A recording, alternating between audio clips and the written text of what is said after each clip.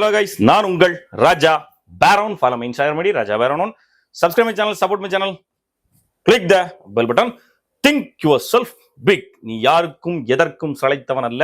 உலகை வெல்ல எதையும் செய்ய உன்னாலும் முடியும். அதை நீ நம்பு. யாருக்கும் ஃபேனா இருக்காத. உனக்கு நீ ஃபேனாரு. மற்றவங்களை உன்னுடைய தூண்டுதலா எடுத்துக்கோ. உனக்கு நீ ராஜாவா இருக்கான்னா நீ தான் உனக்கு ராஜாவா இருக்கணும். இதுதான் ராஜா பேரோன் எப்பவும் சொல்லக்கூடிய பாலிசி. இன்னைக்கு நேற்று நம்ம ஒரு வீடியோ பார்த்துருந்தோம். என்ன அப்படின்னா, ஆலங்குளத்துல கல் இறக்க சென்ற தொழிலாளியை ஒரு போலீஸ் 2 கால்கள்லையும் துப்பாக்கியால் சுட்டிருக்கிறாரு. அவங்களுக்கு இடையில நடந்த தகராறுனால இவருடைய மண்டை உடைக்கப்பட்டதாகவும் அதனால அவர் துப்பாக்கியால் சுட்டதாகவும் அறிக்கை பதிவு பண்ணியிருக்கிறாங்க. இன்னைக்கு அது போராட்டம் நடத்தின மூலம் அவருக்கு சஸ்பெண்ட் பண்ணப்பட்டிருக்கிறாரு. அந்த அடிச்சாரு அப்படின்னு சொல்றவருக்கு மேல கொலை வழக்குகள், கொலை முயற்சி வழக்குகள், அப்படி 2-3 வழக்குகள் பதிவு பண்ணியிருக்காங்க. ஓகே, இந்த விஷயத்தை பத்தி நாம பேச வேண்டிய கட்டாயத்துல இருக்கோம். அது போக இந்த விஷயத்த நான் பேசினதுனால எனக்கு மன உளைச்சலை ஏற்படுத்துற அளவுக்கு என் சகோதரர்கள் பதிவிட்ட சில கமெண்ட்ஸும் அதை பத்தியும் நம்ம இதுல பேசலான் இருக்கோம். தொடர்ந்து கவனிங்க. ஃபர்ஸ்ட் இந்த கல் இறக்குற விஷயத்தை பத்தி பேசுவோம். இந்த கல் இறக்குற விஷயத்தினால உண்டாகக்கூடிய பிரச்சனை இன்னைக்கு மட்டும்தான் நடக்குதான்னு கேட்டா இல்ல, காலங்காலமா நிறைய இடங்கள்ல நடந்துகிட்டு இருக்குது. குறிப்பா இதுல இருந்து ஒரு வாரத்துக்கு முன்னாடி கூட கல் இறக்குறாங்க, கல்ல போதை மாத்திரை கலக்குறாங்க அப்படிலாம் சொல்லிட்டு போலீஸ் அதிரடியா போய் பிடிச்சி ஒரு 3 பேரை பிடிச்சி கொண்டு பாம்போல நிக்கிறாங்க. எப்படி அந்த 3 பேரை கொண்டு கைது பண்ணி வச்சது, இன்னும் அவங்களுக்கு நிலைமை என்னாச்சுன்னு தெரியல. இது மாதிரி எக்கச்சக்கமான தொழிலாளிகள் பதநீர் மட்டுமே இறக்குனவங்க, அதுவும் கேள்விப்பட்டிருக்கோங்க. வெறும் பதநீர் இறக்குனவங்களா, பதநீர் இறக்கல இவன் கல்லும் இறக்குறான் அப்படின்னு சொல்லி அவரையும் கூட்டு போய் அவர் மேல பெட்டி கேஸ் போட்ட வழக்குகளும் இருக்குது. நான் ஒரே ஒரு கேள்வி, சகோதர சகோதரிகளை உங்க எல்லாத்தையும் நீங்க யோசிக்க வேண்டிய கட்டாயம். ஏன்னா நேத்து திருநெல்வேலியில ஒரு நடிகர் புதுசா கட்சி ஆரம்பிச்ச விஜய் அவர்கள் வந்திருக்கிறாரு. அந்த நேரத்துல 5 இடங்கள்ல அந்த அவர் வருகையால் நடந்த விபத்துக்கள் பார்த்திருப்பீங்க. அவர் வண்டியில போயிட்டே இருக்காரு, பின்னாடி என் சகோதரன் சர்ன்னு போய் வண்டியில சட்டக்குன்னு விழுந்து கிடக்குறான். பொம்பளை பிள்ளைகள் எல்லாம் வேர்த்து ஒழுகு அப்படின்னு கத்திக்கிட்டு இருக்காரு. நான் பார்த்தேன். சத்தியமா நான் இதை திருநெல்வேலியில எதிர்பார்க்கவே இல்லை. என்னுடைய வீரம் நிறைஞ்ச மண்ணுல, மானமுள்ள என் பெண் பிள்ளைகள் இருக்கக்கூடிய ஒரு மண்ணுல, மானமுள்ள வீரத்துக்கும் ரோசத்துக்கும் பேர் போன அந்த தண்ணி குடிச்சாலே அந்த வீரம் வந்துடும் சொல்லக்கூடிய அந்த மண்ணுல இப்படி ஒரு நடிகம் பின்னாடி ஓடுவாங்களா, எதை பத்தியும் யோசிக்காம அப்படிங்கிறத நினைக்கும் போது எனக்கு ரொம்ப சங்கடமா இருக்கு. நான் என்ன நினைச்சேன் அப்படின்னா, திருநெல்வேலி இந்த நடிகருக்கு ஒரு பாடத்தை கற்றுக் கொடுக்கும். அறிவில்லாம வெறும் நடிப்பை மட்டும் வச்சு வந்தா திருநெல்வேலி அவங்களுக்கு மரியாதை கொடுக்காதுன்னு நினைச்சேன். ஆனா இன்னைக்கு பெரிய ஆட்கள் இல்லை, அது வரைக்கும் சந்தோஷம். பொடி பிள்ளைகள், அந்த பிள்ளைகளுக்கு ஓட்டு இருக்கான்னு கூட தெரியல. அந்த பிள்ளைகள் அங்க போய் நின்றுட்டு நாங்க தான் கெத்து, அது இது. தங்கச்சி தம்பி, நான் ஒரே ஒரு வார்த்தை தான் கேட்கிறேன். உங்களுக்காக விஜய் என்னடா போராடினாரு? ஒண்ணுமே போராடல. வந்தா என்ன செய்வேன்னு சொல்லியிருக்காரு? பெண் பிள்ளைகளுக்கு மேல கை வச்சா அவனை நிக்க விட்டு சுடுவேன்னு சொன்னாரா? இல்ல மதுபானங்கள், மதுக்கடைகளை முழுசா நான் மூடிடுவேன்னு சொன்னாரா? இல்ல உங்க கூட இறங்கி நின்னாரா? இல்ல, நிக்கவும் மாட்டாரு. நீ போய் கை கொடுத்தா கூட கை கொடுக்க போற என்ன நடந்துச்சு பாரு. கை கொடுக்க ஓடி சாடி வர, தூக்கி கண்டு கட்டா தூக்கி ஒரு பவுன்சர்ஸ். இதை விட முக்கியமான ஒரு கலாச்சாரத்தை உருவாக்கிற இதுவரைக்கும் தலைவர்கள் மேடையில நின்று பேசினதான் பார்த்திருக்கோம். இவர் மேடைக்கு மேல வண்டியை விட்டு வண்டிக்கு மேல கேரவனுக்கு மேல நின்றுதான் பேசுறாரு. என்னைக்குமே உங்க கூட இறங்கி நிக்க போறது இல்ல. வெறும் ஒரு நடிகன்டா. நம்ம திருநெல்வேலியில விவசாய பெருமக்கள் இருக்காங்க, அவங்களுக்கு கொடுக்காத மரியாதை ஒரு நடிகனுக்கு கொடுக்குறியடா. நடிகனுக்கு கொடுக்குறதுன்னு பிரச்சனை கிடையாது, நடிகன் வரக்கூடாதானா கிடையாது. ஆனா அந்த அவர் எந்த தொழில் பாக்குறாங்கிற விஷயம் இல்லை. ஆனா திரையில நடிச்ச நடிப்பை கூட அவர் தரையில நடிக்க மாட்டாரு. மக்களுக்காக எவ்வளவோ பேசுறவர் கீழே இறங்கி பேச மாட்டாரு. உன் கூட இறங்கி நிக்க மாட்டாரு. எந்த போராட்ட காலத்துலயும் நிக்க மாட்டுக்காரு. தன்னை பார்க்க செத்து போனவங்க இறந்த வீட்டுக்கு கூட அவர் போகல. அவங்களுக்காக கண்ணீர் சிந்தல. எதுவுமே இல்லடா. இன்னும் நிறைய தவறுகள் செஞ்சுட்டு இருக்காரு. ஆனாலும் அவர் பின்னாடிதான் போவேங்கிறது மட்டும் இல்லாம, நீங்க நல்ல ஒரு விஷயம் புரிஞ்சுக்கோங்க, மற்ற சகோதர சகோதரிகளும் பெரியவர்களும் புரிஞ்சுக்கோங்க. தவறான விஷயத்த, தவறான வழிகளை ஊக்குவிக்கிற ஒரு கட்சியா தான் இது இருக்குதுன்னு நான் சொல்றேன். ஏன்னா தப்பு பண்றவனும், கெட்ட வார்த்தை பேசணும், கெட்ட மொழியில நடக்கிறவனும், மோசமான வழியில நடக்கிறவனும் இந்த கட்சி வந்தா சுதந்திரமா இருக்கலாம்னு நினைக்கிறான். அதைத்தான் இது வளர்த்துக்கிட்டு இருக்குது.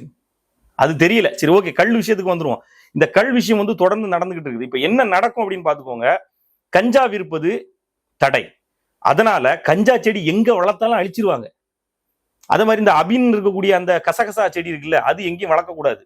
தப்பி தவறி வேற எவனாவது வளர்த்தான், கவர்மெண்ட் ஆதரைஸ்ட்ல மட்டும்தான் உனக்கு அது எவனா வளர்த்தாம்னா அதை அழிச்சிருவாங்க. இன்னைக்கு கள்ள வந்து இவ்வளவு சீரியஸா கொண்டு போயிட்டு இருக்கான் இருந்தான் அப்படின்னா நாளைக்கு என்ன சொல்லுவான், நீங்க இறக்குறது பதனியா கள்ளான்னு எங்களுக்கு தெரியாது, அதனால இருக்கக்கூடிய பனைமரத்தை அவ்வளோதையும் அழிச்சிருவோம் அப்படின்னு சொல்லுவாங்க. இது எதுக்கு சொல்றாங்கன்னு நினைக்கிறீங்க? கள்ள விட பல மடங்கு உயிரை குடிக்கக்கூடிய விஷம் தான் இந்த வீரன் தீரன் எல்லாம் வச்சிருக்க இந்த சாராயம். இந்த சாராயத்தை ஒழிக்கிறதை விட்டுட்டு அதை வளர்க்கறதுக்காக, ஏன்னா கள்ளு குடிக்கிறவன் ஹெல்த்தியா இருப்பான், ஒரு லைட்டா ஒரு சின்ன போதை வேணும்னு நினைக்கிறவன் கள்ள குடிச்சிட்டு அதோட முடிச்சிருவான், டாஸ்மாக் பட்டம் போக மாட்டான். நேற்று ஒரு சகோதரன் கூட என் வீடியோல இது போட்டிருந்தான், என்னன்னா தம்பி நானும் ஒரு டைம்ல பாடி பில்டிங் பண்ணிட்டு இருந்தேன், அப்புறம் மதுவுக்கு வந்து அடிமையாயிட்டேன், என்னால வெளியே வர முடியல, அந்த டாஸ்மாக 3 நாளாவது என்னால அதுல இருந்து வெளியே வர முடியுமான்னு தவிச்சுக்கிட்டு இருக்கேன்னு சொல்றேன். சத்தியமா இதை மாதிரி எத்தனை சகோதரன் திருந்துவான்? ஒரு 4 பேர் 5 பேர் போதாதா? போதும், என்னைய பொறுத்தவரை போதும், ஒருத்தன் திருந்தினாலே சந்தோஷம். அப்போ இந்த டாஸ்மாக வளர்க்கறதுக்காக இந்த கள் அப்படிங்கிற விஷயம் அதை வச்சு பனை தொழில மொத்தமா மூடுறதுக்கு பிளான் பண்றாங்க. பனை தொழில மொத்தமா இவங்க மூடிட்டாங்கன்னா வேற இடங்கள்ல ஒருத்தன் பணம் வச்சிருப்பான்ல, அவன் விற்கிற கருப்பட்டியத்தான் நம்ம வாங்கி ஆகணும். மொத்தத்துல தேவை தமிழ்நாட்டை சுக்குநூறாக்குறது. நல்ல ஒரு பனை விவசாயத்தை மட்டுமே நம்பி இருக்கிற சகோதரர்கள் நீங்க முழிச்சுக்கோங்க. யாருமே பனை தொழில முன்னேற்றத்திற்கான வழிமுறைகளை இங்க சட்டத்திட்டங்களை கொடுக்கவே இல்லை, எந்த கட்சியும் கொடுக்கல, புதுசா வந்த கட்சிக்கு இருக்கணும் கொடுக்கல. கொடுக்கிறது சீமான் சப்போர்ட் பண்றேங்கிறதுனால இல்ல, சீமான் மட்டும்தான் அந்த விஷயத்த சொல்றாரு, நான் வந்தா பணங்கள் இறக்குவேன், அதை கவர்மெண்டே விற்கிறது மாதிரி ரெடி பண்ணுவேன், ஆனா மதுக்கடைகளை அனைத்தையும் மூடுவேன், பனை தொழிலை வளர்த்துவேன், அது மூலமா தொழிற்சாலை உருவாக்குவேன், கருப்பட்டி எக்கச்சக்கமா இன்னும் தயாரிப்பேன், இன்னும் அந்த மக்களுக்கான வசதிகளை செஞ்சு கொடுக்கும் போது அவங்க எல்லாரும் பனை தொழில அதிகமா ஈடுபடுவாங்க, அதிகமான வருமானம் அதனால ஈட்ட முடியும் அப்படின்னு ஒருத்தர் வரைவு கொடுத்திருக்கிறாரு. பனை தொழிலை நம்பி இருக்கிற சகோதரர்கள் சகோதரிகள், பனைமரம் இன்னும் வாழணும்னு நினைக்கிற சகோதரர்கள், நம்ம தமிழ்நாட்டை வாழ வைக்கணும், இந்த மாதிரி அபத்தங்கள் நடக்கக்கூடாதுன்னு நினைக்கிற சகோதரர்கள் எல்லாரும் யாரை தேர்ந்தெடுக்கணுங்கிறத நீங்களே முடிவு பண்ணிக்கோங்க. வேற யாரு பக்கம் போனாலும் இதே நிலைமை தான் நடக்கும். நாளைக்கு பனை தொழில் இல்லாம போகும், பனைமரமும் இல்லாம போகும், முழிச்சுக்கோங்க. அதுக்கு இவர் ஒருத்தர் தான் வழியே சொல்லியிருக்கிறாரு, அவர் மட்டும்தான் நான் செய்கிறேன்னு இருக்காரு, அதனால அவரை தேர்ந்தெடுக்க தான் உங்களுக்கு வழியா இருக்கும். அதை சொல்லிட்டேன். இன்னி இந்த வீடியோ நான் வந்து பதிவிடும் போது நான் எப்பவுமே எழுதி வச்சு பேசுறது எனக்கு வராது. படம் நடிக்க போகும்போது நம்ம மூவிஸ்லயே கூட அவங்க எழுதி கொடுக்கறத ஏன் வசனத்துக்கு எப்படின்னு மாத்தி தான் நான் பேசுவேனே தவிர அவங்க கொடுக்கறத என்னால அப்படியே பேச முடியாது. ஓகே, அந்த மாதிரி தான் என் மனசுல என்ன இருக்கோ நான் ஓப்பனா தான் பேசுவேன். அது சரி தவறுங்கிறத நீங்க சொல்லுங்க. ஆனா நான் நேத்து பேசினேன் இசக்கி ராஜா அப்படிங்கிற எஸ்ஐயை பத்தி. உண்மையிலே எனக்கு ஸ்போர்ட்ஸ் மேனா அவரை நல்லா தெரியும், ஒரு நல்ல ஸ்பிரிட்டானவர், இன்டர்நேஷனல் லெவல்ல இப்போ இடைக்காலத்துல கப்படிச்சுட்டு வந்த மனுஷன், ஒரு பெரிய இன்ஸ்பிரேஷன். அது போக திருநெல்வேலியில ரவுடிகளுக்கு வந்து அவர் கொடுத்த ஆடியோ இருக்கு தெரியுமா, அது லீக் ஆன போதெல்லாம் பயங்கர இன்ஸ்பிரேஷன். மற்றபடி அவர் ஜாதிய ரீதியா என்ன மாதிரி வேலைகளை பார்த்திருக்காருங்கிறது எனக்கு தெரியாது. ஆனா நீங்க அவரு நானும் ஒரே ஜாதின்னு சொல்லிட்டு இன்னைக்கு நீங்க வந்து என்னைய கமாண்ட் போட்டு சார் நிறைய சகோதரர்கள் வந்து நான் என்னைக்காவது உங்கள்கிட்ட என்னுடைய ஜாதி திமிருன்னு காட்டியிருக்கேன். நான் இல்ல, ஜாதிய சமத்துவத்தை அதிகமான முறையில நான் வந்து கொண்டு போயிட்டு இருக்கிறேன். இன்னைக்கு என் சகோதரர்களா எல்லாரையுமே நான் சகோதரர்களா பாக்குறேன். இல்ல நீ ராஜா மாதிரி கெட்ட போடுற, நீ ராஜா மாதிரி வீடியோஸ் போடுற, அந்த மாதிரி பாட்டு போடுற, நான் சொல்றது ஒண்ணுதான், நான் மட்டும் ராஜா இல்ல, நீங்க எல்லாருமே ராஜா. உனக்கு நீ ராஜாவா இருக்கணும், நீ எவனுக்கு கீழே, நீ எல்லாருமே எவனுக்கு கீழேயும் போகாதீங்க, உனக்கு நீ ராஜாவாரு. இதைத்தான் நான் சொல்லி தர்றேன், இதைத்தான் நான் சொல்லவும் செய்யறேன். யாரும் யாருக்கு கீழே இறங்கி போகாதீங்க, இதுதான் என்னுடைய பாலிசியும் கூட. அதுக்காக ஜாதி திமிரை காட்ட வேண்டிய அவசியம் இல்லை. நான் என்னுடைய ஜாதின்னு கேட்டா நான் தமிழன், தமிழ் மறவன் அப்படின்னு சொல்லுவேன். மறவர்னு சொல்லிட்டான், அது அப்படி கிடையாது. அப்படின்னா நான் மறவர்னு சொல்லிட்டு போட்டேன், தமிழ் மறவர்னு சொல்ல வேண்டிய அவசியம் கிடையாது. மரத்தனமா இருப்போம், நாங்க எதுனாலும் எதிர்த்து நிற்போம் அப்படிங்கிறதுக்கு தமிழ் மறவன்னு சொல்ல நம்ம எல்லாருமே மரத்தனமா எதையும் எதிர்த்து நிக்கிறவன் எல்லாருமே தமிழ் குடியை சார்ந்த எல்லாருமே தமிழ் மறவன் அப்படின்னு சொல்றது. அது ஒரு பூஸ்டப்பான வார்த்தை. அதை வந்து நீங்க உடனே ஜாதி கூட ஒப்பிட்டு நீ ஜாதியை தான் சொல்ற அப்படி சொல்லக்கூடாது.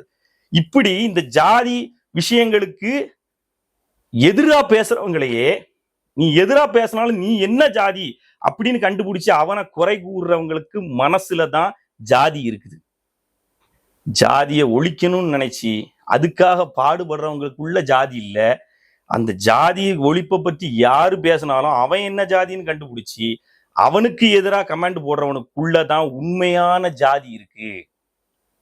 இன்னைக்கு இசைக்கிராஜா வந்து என்ன ஜாதி அடிப்படையிலான வேலைகளை செஞ்சிருக்காருன்னு எனக்கு தெரியாது. எனக்கு தெரிஞ்ச வர அவர் நல்ல ஒரு ஸ்போர்ட்ஸ்மேன், போலீஸா இருந்து நல்லா பண்ணார். ஆனா அவர் செஞ்ச இந்த தவறு வந்து மிகப்பெரிய தவறு, கண்டனத்துக்குரியதுன்னு நானே கண்டனம் கொடுத்திருந்தேன்.